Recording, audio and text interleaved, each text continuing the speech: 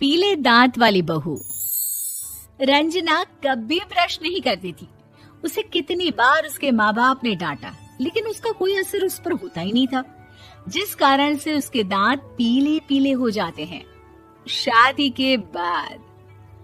अरे बहू, वैसे तो तुझ में कोई कमी नहीं है, पर तेरे दांत इतने पीले कैसे हैं बेटा?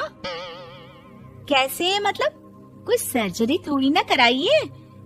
वो तो क्या नाम, मैं ब्रश नहीं करती थी तो पीले हो गए। अब क्या करूं? आप कहे तो लाल करवा लूं या फिर काले? यार ये क्या है, क्यों माँ से लड़ रही हो? लड़ रही हूँ? अरे मैं लड़ रही हूँ या ये बोल रही है कि दांत पीले हैं, पीले। अरे तपस्या थोड़ी ना की है इन्हें पीले करने के लिए। बकायदा ब्रश नहीं किया है 20 साल तक, तब जाकर। छी, कैसी बात कर रही हो? ये उस वक्त तो पीले नहीं थे जब हम लोग तुम्हें देखने आए थे। अरे तब साफ करवा लिया होगा डेंटिस्ट के पास जाकर। अब देखो कैसे पीले पीले लग रहे हैं। रंजना सास की तरफ गुस्से से देखती है। फिर शुरू हो गई पीले पीले पीले। अरे पीले तो तब भी थे जब मेरे हाथ का रसगुल्ला उड़ा उड़ा कर खा रही थी और बोल रही थी, लड़की नहीं गुणों का खजाना दे रहे भाई साहब आप। खैर, अब वो लोग करते भी तो क्या करते, पीले दांत वाली बहू पल्ले पड़ी थी तो झेलना तो था ही। एक दिन कीर्तन में रंजना गाना गा रही थी। अरे कमला बहन, माँ का द्वार है, यहाँ तो सब शुद्ध होकर आते हैं, फिर अपनी बहू को ब्रश भी नहीं करवाती तुम। दूर से पीले पीले दांत भक्ति में बाधा उत्पन्न कर रहे हैं। अरे कोई 2 साल के बच्चे थोड़ी ना लेकर आई हूँ मैं बहू बनाकर। अच्छी खासी लड़की है, अरे कैसे करवाऊं ब्रश? ये तो उसे खुद करना चाहिए ना। अब माँ बाप तो इसके जैसे तैसे निपटा दिए, ये नहीं सोचा कि सास कैसे संभालेगी। सास बहू को लेकर घर आ जाती है, लेकिन सोच लेती है कि अब इसे लेकर कहीं नहीं जाएगी।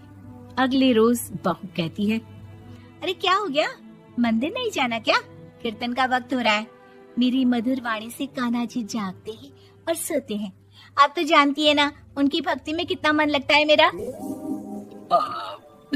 वो क्या है ना, तबीयत ठीक नहीं लग रही है मेरी, आराम करूंगी मैं। तबीयत ठीक नहीं लग रही? अभी तो मिथुन के गाने पर नाच रही थी आप, और अब बोल रही है कि तबीयत ठीक नहीं लग रही। अरे भक्ति में मन लगा लो सासू माँ, ऊपर जाना है, क्या मुंह दिखाओगी आप? हाँ? सास को बहू की बात पर गुस्सा आ जाता है। मैं क्या मुंह दिखाऊंगी, इसकी चिंता तो ना कर, समझी? अपने मुंह की चिंता कर, जो ये पीले पीले दांत लेकर हर जगह पहुंच जाती है। पता है लोग कितना मजाक बनाते हैं। ना जी ना, मैं नहीं जाना कहीं तेरे साथ। तो ये बात है। कोई ना, मत जाओ, मैं अपने कमरे में ही बैठकर भक्ति कर लूंगी। ऊपर वाला दांत थोड़ी ना देखता है, मन देखता है, भावना देखता है।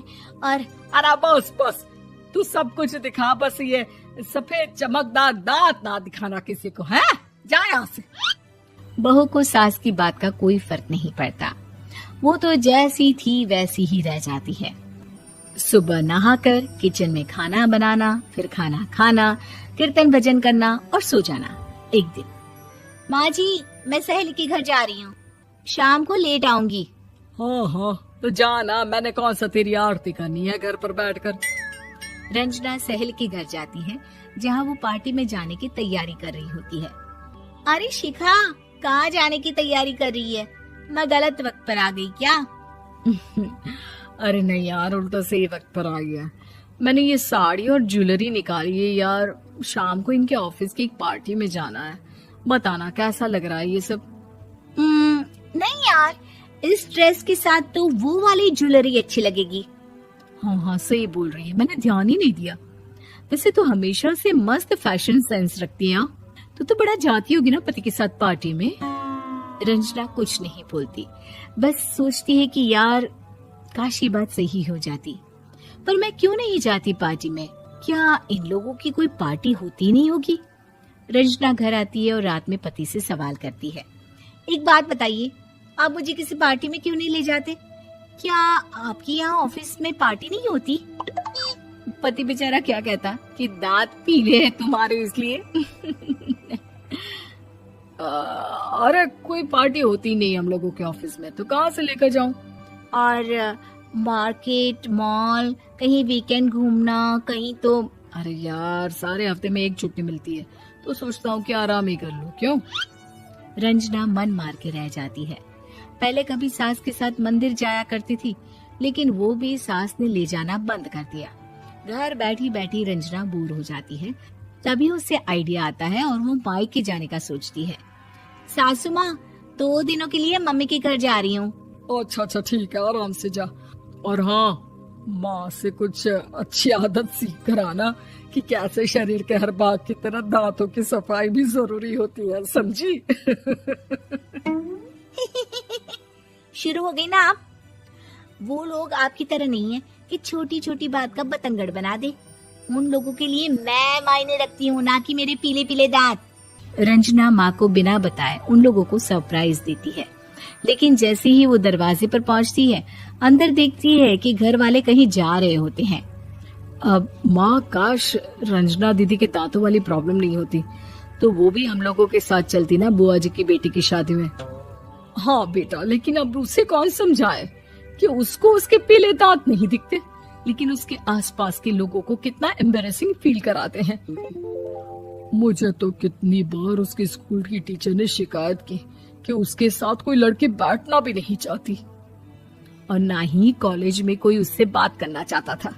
लेकिन पता नहीं क्यों उसे ये बात समझ में ही नहीं आती। कोई कमी नहीं है उस लड़की में, बस यही कि दांत पीले हैं। वो तो भला हो जीजाजी और उनकी माँ का, जो दीदी को जैसी है वैसे ही रखा हुआ है। रंजना को अपने घर वालों की बात सुनकर बहुत दुख होता है। वो सोचती है कि वो क्या करे, लेकिन फिर वो सीधा डेंटिस्ट के पास जाती है, अपने दांत चमकाती है और कसम खाती है कि वो रोज ब्रश करेगी। अरे क्या हो गया?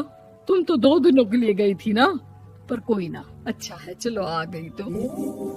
रंजना सास के सामने आकर खड़ी हो जाती है और पूरी स्माइल करती है, उसके चमकदार दांतों को दिखाती हुई। है? चले मंदिर। माँ, मुझे माफ कर दीजिए,